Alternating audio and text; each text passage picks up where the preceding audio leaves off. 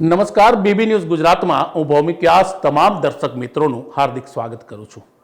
આજે BB news વિશેષમાં એક ખાસ મહેમાન સાથે ચર્ચા કરીશું. આ નામ બહુ જાણીતું છે, તેમના પરિચય આપવો જરૂરી નહીં લાગતો, કારણ કે તેને આપ અમારી સાથે થોડી જ સમયમાં સ્ક્રીન ઉપર જોશો, જેથી તેમનો પરિચય મળી જશે.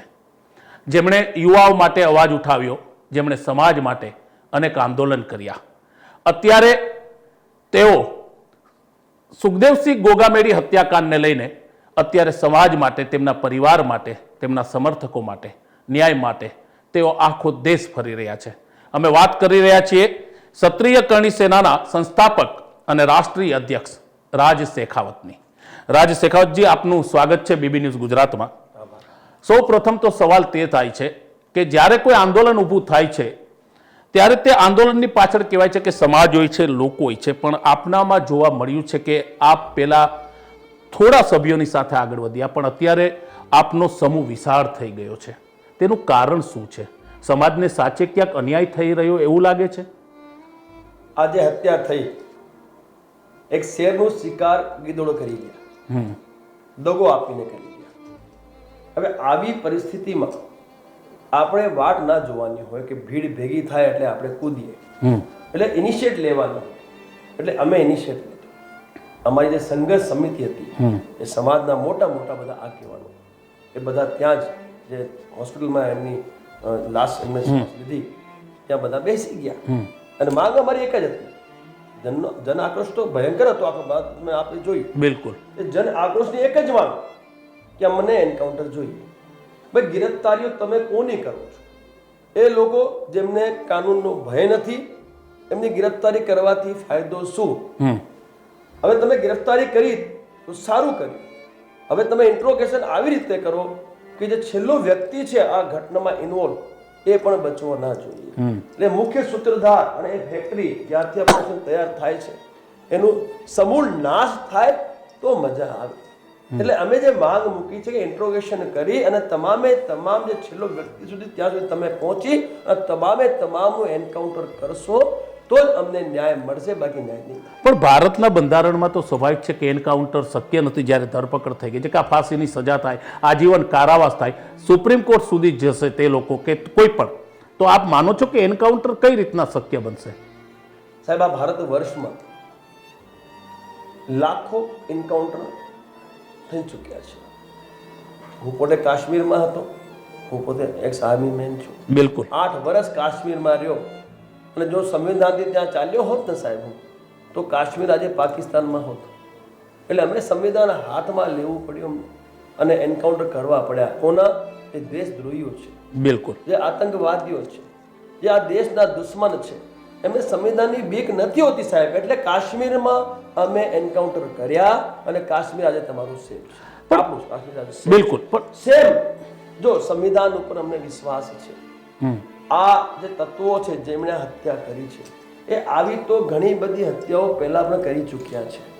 એટલે એમને બીક હોય ને તો સાહેબ હત્યા ના કરે. એટલે જેને બીક ના હોય ને સંવિધાનની બીક ના બતાવવાની હોય, એને તો સીધી ગોળી દબી દેવાની હોય. એટલે એને સીધું એન્કાઉન્ટર કરી દેવાનું, એને ગોળી જ મારી દેવાની. તમે તો ન્યાયની સામે ન્યાયની વાત કરી રહ્યા છો શેખાવતજી. સીધી सीधी बात साहब, आर पार की बात करेंगे. सीधी बात हमारी एक ही है, गोली का जवाब गोली से देंगे. क्योंकि जिस व्यक्ति को इन लोगों ने गोलियों से भुना वो हमारे समाज का अनमोल रत्न था. बिल्कुल. सुखदेव सिंह गोगामेड़ी यानी इस क्षत्रिय समाज को गांव गांव एक करने वाला वो व्यक्ति था जिसने पूरे भारतवर्ष में क्षत्रियों को एक किया. और उस व्यक्ति की छाती में इन्होंने धोखे से विश्वासघात करके गोलियां मार दी. वो गोलियां सुखदेव सिंह की छाती पे नहीं, क्षत्रिय समाज की छाती पे मारी. क्षत्रिय समाज वो समाज जिन्होंने इतिहास रचे हैं, इस देश की जनता के लिए अपना बलिदान दिया है, परिवार बलिदान किए. क्या हम हमारे अनमोल रत्न का बदला नहीं ले सकते? ને બિલકુલ. આપ તમે જે કહી રહ્યા છો, રાજપૂત સમાજનું દેશ માટે બહુ મોટું બલિદાન છે.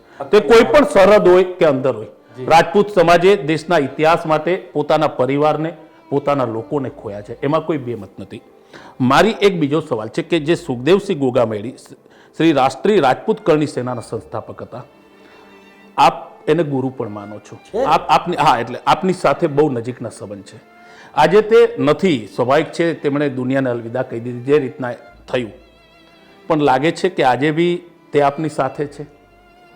સાહેબ, ગુરુ એટલે ગુરુ, અને મેં 8 વર્ષ એમની સાથે પ્રસાર કર્યા છે અને એમનાથી ઘણું બધું શીખ્યો છું. અને આજે જ્યારે ગુરુની હત્યા થઈ હોય, સાહેબ, એક તો ક્ષત્રિય પાછો ગરમ ખૂન હોય અને પછી આવી ઘટનાને અંજામ કોઈ ભેડિયાઓ આપી જાય તો એમને જવાબ આપવા માટે અમારે તૈયારી કરવી પડી, બાકી અમને આવશ્યકતા નહોતી. बिल्कुल. भाई लोहा लोहे को काटता है, ठीक है. अब वो जब गैंग चला रहे हैं तो सामने हमने भी गैंग तैयार कर दी, शुरू कर दी. हमें करणी सेना गरम दलની સ્થાપના કરી છે. એક આવી અમારી સંસ્થા, જે સંસ્થા છે અમારી, તે શું કરશે તે સંસ્થા?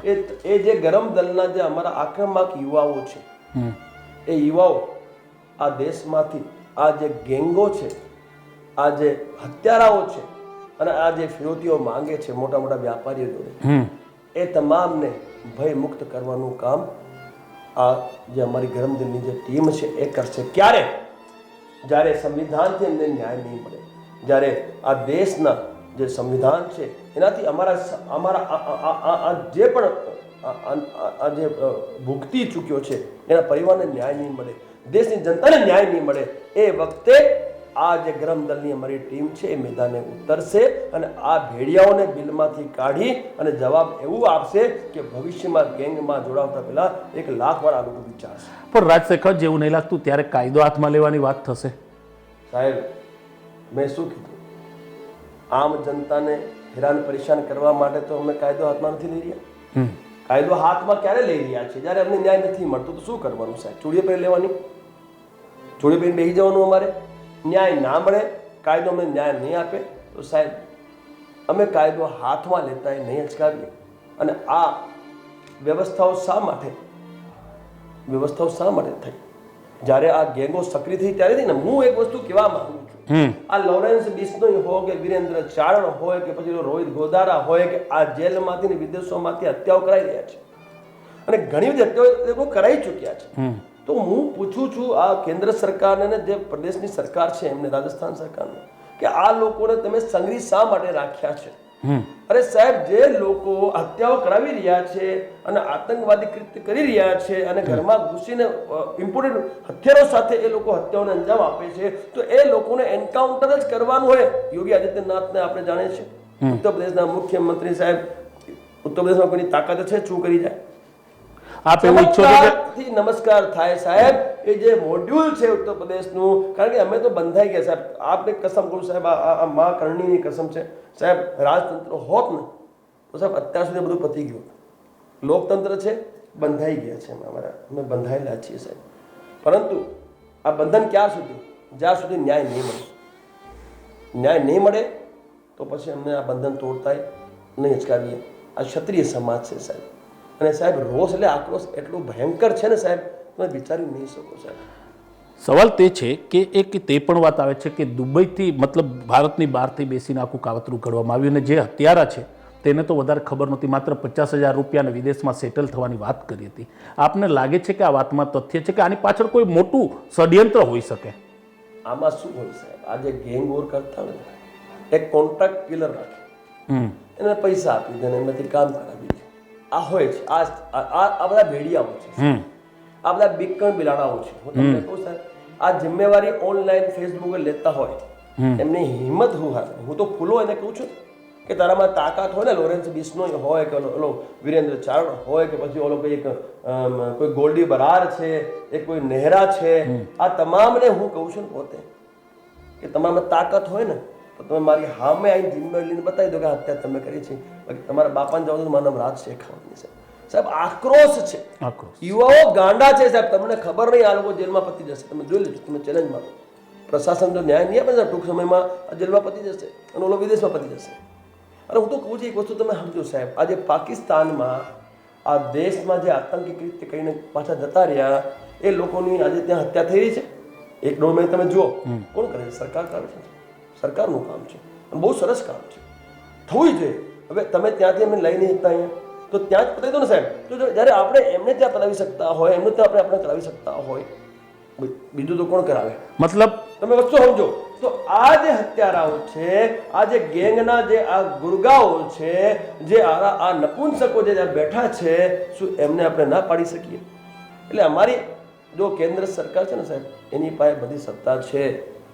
માનનીય મોદી સાહેબને અમે રજૂઆત કરી છે આખા ભારત વર્ષમાંથી કે અમને આ હત્યારાનો એન્કાઉન્ટર જોઈએ જ, પરંતુ છેલ્લો વ્યક્તિ છે ત્યાં સુધી જઈને એનું પર તમે એન્કાઉન્ટર કરો અને ભવિષ્યમાં આવું હત્યાકાંડ ના થાય તમે સુનિશ્ચિત કરો. એના માટે તમારે કરવાનું શું? જેટલી પણ ગેંગો છે ભારત વર્ષમાં એ તમામ ગેંગોનો ખાત્મો આ કેન્દ્ર સરકાર કરે, નહીતર પછી અમારી ગરમ દળ જે છે, કરણી સેના જે ગેંગ તમે કહી શકો ગરમ દળ, અમે ગરમ દળ કે તમે ગેંગ કહો, એ જે ગરમ દળ છે એ મેદાને ઉતરશે અને સાહેબ બિલમાંથી કાઢીને આ લોકોને અમે સજા આપીશું. રાજશેખરજી, એક બીજો સવાલ છે. 2024 લોકસભાની ચૂંટણી આવે છે. આપના સમાજને લઈને અનેક વખત માંગ ઉઠવા પામી છે કે કોઈ મોટી રાજનૈતિક પાર્ટી તેને વજૂદ આપે, તેને ક્યાંક તેની જગ્યા આપે. હવે બહુ વાર નથી. આવનારા સમયમાં આખા દેશમાં લોકસભાની ચૂંટણી થવા જઈ રહી છે. કોઈ પાર્ટીને લઈને આપનો કોઈ એજન્ડા, મતલબ કે એક સમાજ માટેની કોઈ અભિયાનની શરૂઆત ખરી આવનારા સમયમાં? સાહેબ, દુર્ભાગ્ય છે મારા ભારત વર્ષનું. આ અખંડ ભારતની રચના માટે અમે ક્ષત્રિયોએ આખો રાજા રજવાડા તમને સમર્પિત કર્યા. બિલકુલ. અમે અખંડ ભારતના નિર્માતા અમે જ. આજે અમે આ અખંડ ભારત માટે બધું સમર્પિત ના કર્યું હોય તો અખંડ ભારત બન્યું. પરંતુ ત્યારથી અત્યાર સુધી આપે સૌએ જોયું કે જે ક્ષત્રિય કોમ્યુનિટી છે, જેમણે આખા દેશ ઉપર રાજ કર્યું, દેશની જનતાની સેવા કરી છે, એમની ઉપેક્ષા થતી આવી છે. એટલે તમે જોયું છે જ્યારે વિધાનસભાની ચુનાવ હતા એ વખતે 55 સીટોની માંગણી મેં કરી અને ગામડે ગામડે મેં યાત્રા કરી હોય. અને મને આનંદ એ વાતનો છે કે આ બેઉ પાર્ટી જે રાષ્ટ્રીય પાર્ટીઓ છે એ બેઉ પાર્ટીઓએ ભરપૂર સંખ્યામાં અમને ટિકિટો આપી હતી ક્ષત્રિયોને આ વખતે. બહુ સરસ. આઈ એપ્રિશિએટ કે તમે અમારી આવાજને માન અને સન્માન આપ્યો તે બદલ. હવે લોકસભાની પણ વાત આવી ગઈ. લોકસભાના ચુનાવ છે આખા વર્ષમાં.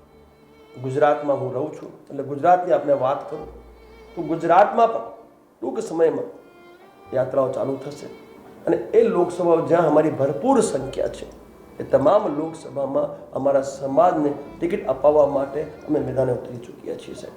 અને અમારું માંગ એક જ છે કે આ લોકતંત્ર લોકશાહીમાં અમને તમે એક ચાન્સ આપો. અમે છાત્ર ધર્મ નિભાવવા માંગીએ છીએ, અમે જનતાની સેવા કરવા માંગીએ છીએ. અને સાહેબ, જનતા જ્યારે કોઈ મોટી ઘટના થાય દેશમાં ત્યારે અમને યાદ કરે. તમે જોયું સાહેબ, દેશની જનતા ઈચ્છે છે કે ક્ષત્રિય સત્તામાં આવીને છાત્ર ધર્મ નિભાવે, પરંતુ આ રાજનૈતિક પાર્ટીઓ અમારી ઉપેક્ષા કરે છે. એટલે હું આપના માધ્યમથી કહી દઉં કે 10 એવી લોકસભાની ટિકિટ ગુજરાતમાં છે જ્યાં અમારા ક્ષત્રિયોની ભરપૂર સંખ્યા છે. ત્યાં ટિકિટ જો નહીં આપો તો નિર્દલીય લોકસભાનો ઉમેદવાર અમે ઊભો કરીશું.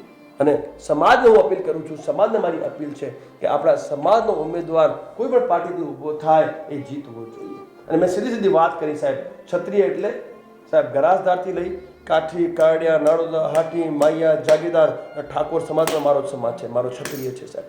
ટિકિટો જ્યાં જેની સંખ્યા હોય, બક્ષીપંચ હોય તો બક્ષીપંચ તમે આપો, જ્યાં મારો સામાન્ય ગરાસદાર તો ગરાસદારને આપો, જ્યાં મારો ઠાકોર ત્યાં ઠાકોર. મતલબ ટિકિટ લેવાની રહેશે. અમારે લોકસભામાં ટિકિટ જોઈએ, તમે નહીં આપો. એ 10 લોકસભા અમે ચયનિત કરી છે, ત્યાં અમારી ભરપૂર સંખ્યા છે. પરંતુ માત્ર 3 લોકસભામાં અમને ટિકિટો, અમારા ક્ષત્રિય ટિકિટ, અમારા સામાન્ય જે અમારા છે એમને ટિકિટ મળતી જ નથી. કાઠીને મળતી નથી, કાળને મળતી નથી સાહેબ.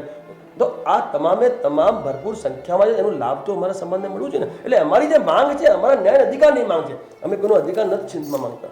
જેને મળે છે મળે, પરંતુ અમને અમારો અધિકાર, અમને ન્યાય જોઈએ છે. અને સાહેબ, એક વસ્તુ હજુ કહી દઉં, આ ઘટના પછી અને આ હત્યા પછી ભયંકર જન આક્રોશ છે. અને માત્ર ક્ષત્રિયોને સાહેબ, તમામ સનાતનીઓમાં. કારણ કે સુખદેવસિંહ ગોગાવડી અને અમે ક્ષત્રિયો, અમારી જેટલી પણ કરણી સેનાઓ છે એ તમામ જનતા માટે કામ કરી છે. ભલે સેનાઓ રાજપૂતોની, ક્ષત્રિયોની છે, પરંતુ કામ તમામ જનતા માટે. એટલે એક આક્રોશ છે દેશની જનતામાં, ક્ષત્રિયોમાં.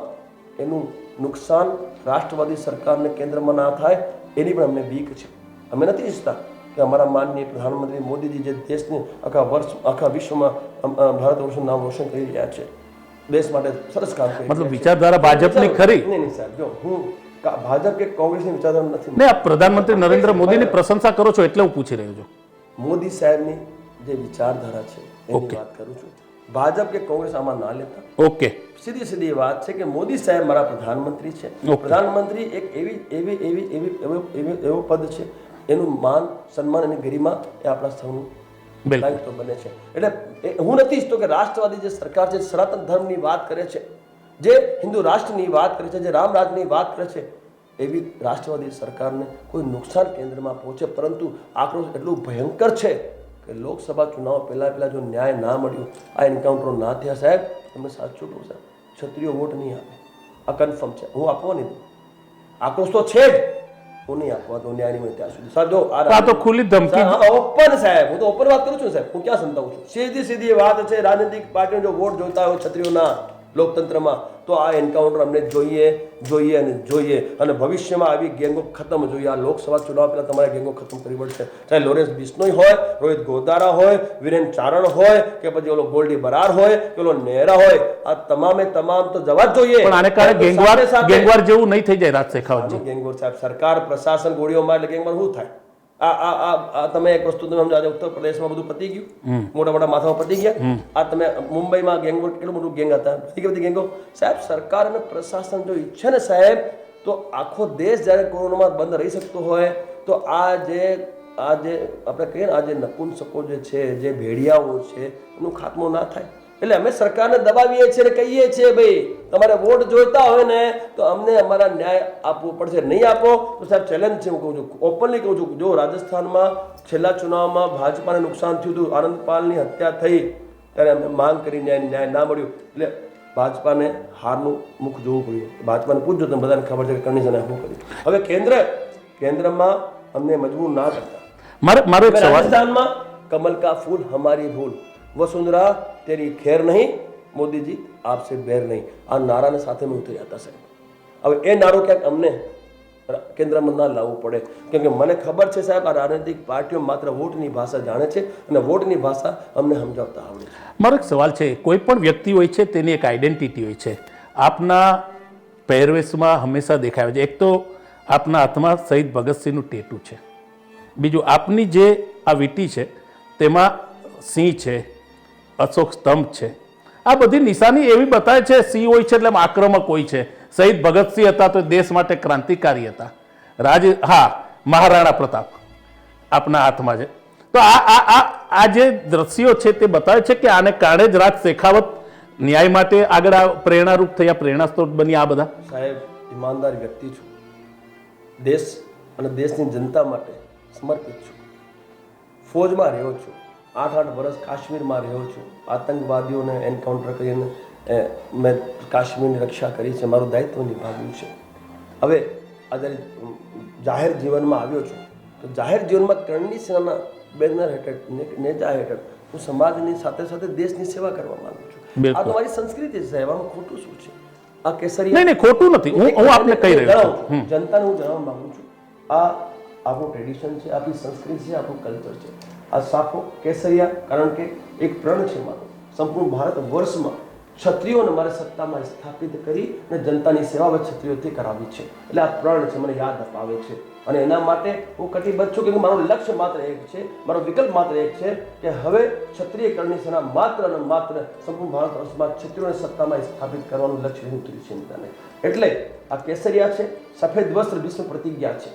જ્યાર સુધી મારા સમાજને, મારા ક્ષત્રિયોને સત્તામાં સ્થાપિત નહીં કરી દઉં અને જનતાની સેવા ઈમાનદારી નહીં કરું, ત્યાર સુધી હું આ વસ્ત્રને નહીં મૂકું, આ કેસરિયા નહીં મૂકું. અને સાહેબ, આ જે છે ને, આ ઓર્નામેન્ટ્સ એ અમારું કલ્ચર છે. જ્યારે રાજા રજવાડા અમારા હતા, જે રાજ પરિવારો અમારા હતા, આ રીતે એ લોકો જીવતા હતા સાહેબ. બિલકુલ. એટલે આ વ્હાઈટ કપડાં હોય કે ભાઈ નીચે જૂતીઓ હોય કે માથે સાપું હોય કે કાનની બાલી હોય કે આ મૂછ હોય, સાહેબ આ અમારા કલ્ચરની, અમારી સંસ્કૃતિની નિશાની છે. અને રહી વાત શહીદ ભગતસિંહ, ગરમદલ, અને જ્યારે આઝાદી મળી ત્યારે ગરમદલ અને નરમદલ બેઉ સાથે હતા. ઓકે. તો આમને પૂજું છું, ભગવાન છે મારા. મહારાણા પ્રતાપ સાહેબ, આજે આપણે આ હિન્દુ રાષ્ટ્રની વાત કરીએ છીએ ને, આમના પ્રતાપે કરી રહ્યા છે. બિલકુલ. એટલે આ અમારા ભગવાન છે. તિરંગાની વ્યવસ્થા છે સાહેબ, તિરંગો મેં મારા સાથે રાખ્યો, અશોક સ્તંભ મારી સાથે રાખ્યું છું. મેઇન કન્સર્ન છે કે હું યુથને જણાવવા માંગુ છું કે રિયલી જે આ દેશના સાચા કોઈ હીરો હોય તો આ લોકો છે. એટલે મારું જે કન્સર્ન છે કે લોકો કંઈ પણ ટેટુ દોરાવે છે, એ એટલીસ્ટ જે મને ફોલો યુથ કર્યું, લાખો યુથ મને ફોલો કર્યું. અને સાહેબ, યુથ એટલે મારી જિંદગી છે સાહેબ, આ દેશનું ભવિષ્ય છે. મારું સપનું છે કે ગૃહમંત્રી સાહેબ હોય કે મારો મુખ્યમંત્રી હોય કે મારો પ્રધાનમંત્રી સાહેબ, યુથ હોય, યુવા હોય. એટલે આ ચાઇના અને પાકિસ્તાનનો ખાત્મો થઈ જાય સાહેબ. એ બધી વિચારધારા મારા માઇન્ડમાં દોડે છે. એટલે એમના માટે હું કામ કરું છું. અને આ જે કંઈ પણ છે એ મારો ટ્રેડિશન છે. આ જે કંઈ પણ છે અહીંથી અહીં સુધી એ ટોટલ તમામનું કંઈક ને કંઈક ઉદ્દેશ્ય છે. ચર્ચાને વિરામ આપીને પહેલાં એક નાના બે સવાલ લઈશ. રાજ શેખાવત સતત દોડી રહ્યા છે. ગુજરાત, રાજસ્થાન, કેરળ, તામિલનાડુ, યુપી. થાક નથી લાગતો રાજ શેખાવતને? સાહેબ, ફૌજી માણસ છું, 50 વર્ષની આસપાસ ઉંમર છે મારી, પરંતુ મને મારું લક્ષ્ય ખબર છે, મને મારી મંજિલ ખબર છે. અને જ્યારે માણસ કોઈ મંજિલ કે લક્ષ્યને પામવા માટે મેદાને ઉતરે છે તો એને થાક ના લાગે ને પછી આખું ક્ષત્રિય સમાજ જ્યારે સાથે હોય અને યુવાઓ, દેશના યુવાઓ જ્યારે સાથે હોય, થાક શાનું? હું તો એક એક્ઝામ્પલ પૂરું પાડું છું યુવાઓ માટે અને જે પણ આંદોલનકારી એમના માટે કે જો આપ જ્યાર સુધી કોઈ લક્ષ્ય નહીં લો, જ્યાર સુધી તમે દ્રઢ નિશ્ચય નહીં કરો, ત્યાર સુધી મંજિલ નહીં મળે. હાર્ડ વર્ક કરશો તો જ તમને ન્યાય મળશે. સાહેબ, રિસ્ક લેવું પડશે તમારે. મારો એક છેલ્લો સવાલ છે. માલધારીઓની ગાયો મૃત્યુ પામી રહી છે, આંદોલન ચાલી રહ્યું છે. અમદાવાદમાં અનેક માલધારીઓ બેઠા છે. આપને લાગે છે તે બાબતે શું કરવું જોઈએ? સાહેબ, 2 દિવસ પહેલાં હું ત્યાં ગયો તો માલધારીઓને મળ્યો છું. ત્યાં ગાયોની મેં વ્યવસ્થા જોઈ. હા, બહુ ભયંકર ભરેલી છે. હા, જ્યાં 100 ગાયો એની જગ્યાએ હજારો ગાયો મૂકેલી છે.